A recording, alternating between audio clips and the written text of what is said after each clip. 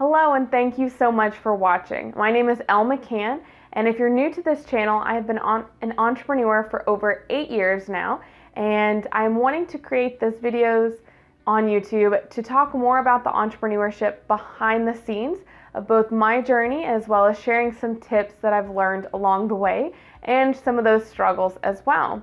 So in the last video, I talked all about work-life balance, and you can find that here somewhere in the cards above, and I'll also link it below in the description. But I talked a little bit about my journey of going from 90 hours a week of work to a healthy 30-40 now. But a big part of that is time blocking and knowing exactly how much something takes.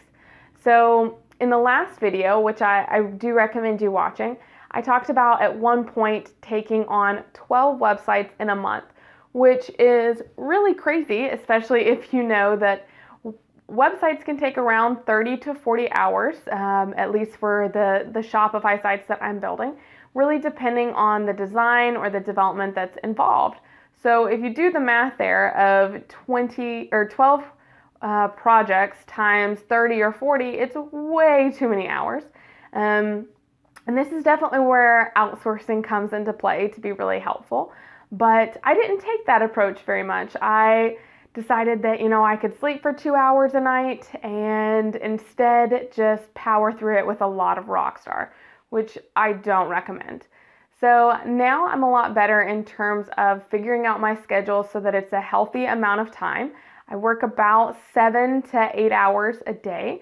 Monday through Friday. I work sometimes on the weekend recording videos because my subdivision right now is building houses. So it can be a little bit loud during the week of just construction. So I'm finding that videos are kind of the best for me to record on the weekends. But other than that, I'm working pretty much just Monday through Friday now. So a big part of that for me is actually time blocking. And I know there are so many strategies online that you can see of how to do time blocking, how to do the perfect planner, things like the Pomodoro technique where you're doing, work for 45 minutes, taking a 15-minute break. And there's so many different strategies that you can do there. And a lot of them actually really work great as long as you kind of pick one that works well for you and continue on with that. I've found though that something that works universally for all time strategies is tracking your time, as well as knowing exactly how long a task is going to take. So my favorite time tracking software is called Harvest, and it's what I use to track my time on client sites and actually invoice and bill straight from Harvest. So it's really nice when I'm wanting to know for clients how long something's going to take, especially because I'm wanting to get paid for that time. However, it's also nice in tracking your time to figure out how long something on average is going to take you. So that way you're really a lot better with estimating things. Now, this is for services in terms of quoting and giving estimates for timeline. However, the same is true for e-commerce. If you track the time that it's going to take you to research a new product, source materials, put up a product description, take images for it, or even just, set up an ad campaign. If you know exactly how long it's going to take, then it's a lot easier to manage your time moving forward. I see so many times when entrepreneurs, when they're making their goals, they have something like a goal of, okay, launch 3 new products this month. And that sounds great, and it sounds like it's really small. However, when you break it out into all of the different tasks that you have that goes along with just that one little thing of doing 3 new products, actually a lot of tasks, and it ends up being a good 30-40 hours. And so if you break that down into smaller bite-sized chunks and you say, creating the 3 new products is your big goal, and then break it down into sub goals, I like to go from there and do it one step further and write my estimate next to that of how long something's going to take. So I kind of do that based on experience, knowing how long it's taken before. But if it's a new task that you're doing, I would think through just kind of realistically of how long you think it's going to take, especially if it is new and you're doing it for the first time. It's always going to take a little bit longer there. But whenever I'm creating my plan and my planner of what I'm going to be accomplishing for the day, I'll go in and actually write the time that I think it's going to be allotted next to it, just so I can make sure I'm not overdoing it. So some days I'll have 15 items on my to-do list for the day, but a couple of those are, 15, 20 minutes each. And so it's easier for me to get 15 items in for the day. Other days I may just have 2 or 3 items, but they're really long items. And so because of that, I'm looking at them and going, okay, this one task is going to take me like 3 hours. So because of that, I know I can't add, 6 3-hour tasks onto my to-do list for the day, and I have to be really realistic about what I can get accomplished in my 7-hour time period. So doing this is super nice, just doing the numbers.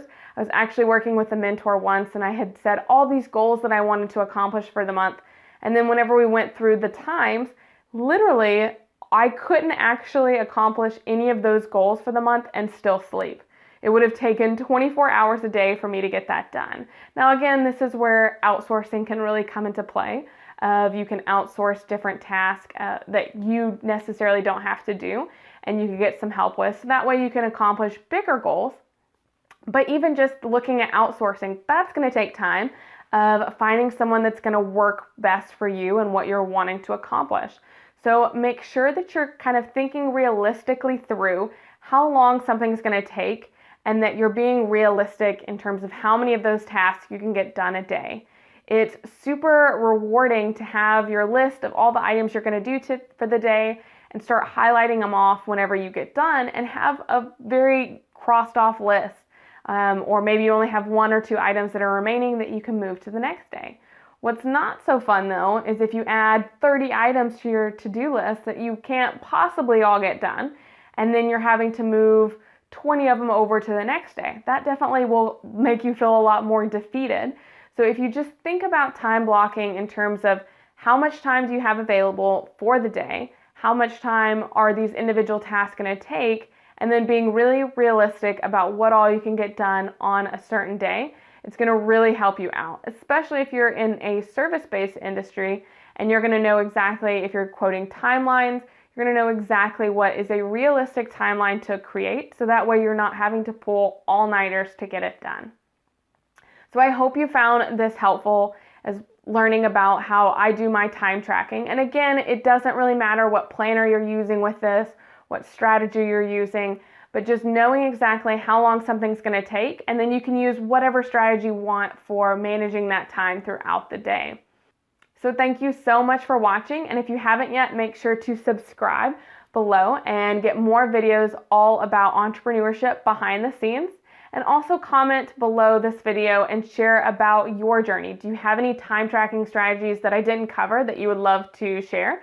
Is something working for you or not working for you? Do you have a favorite time tracking strategy? I would love to know, so make sure to comment below.